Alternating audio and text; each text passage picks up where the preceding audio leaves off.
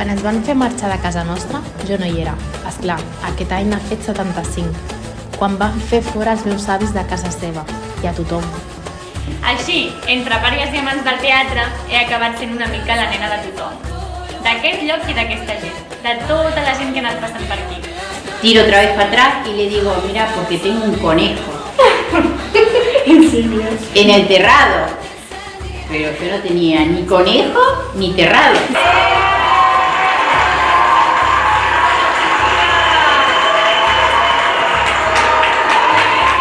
Unes setmanes després, amb l'Anna acabada d'operar, els Mossos d'Esquadra van entrar per la força a casa seva i la van desnonar.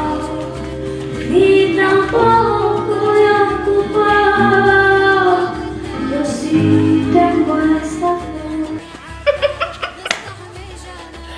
Enveja de què? És com si pensessin que per viure aquí, a Europa, que vivim entre comoditats.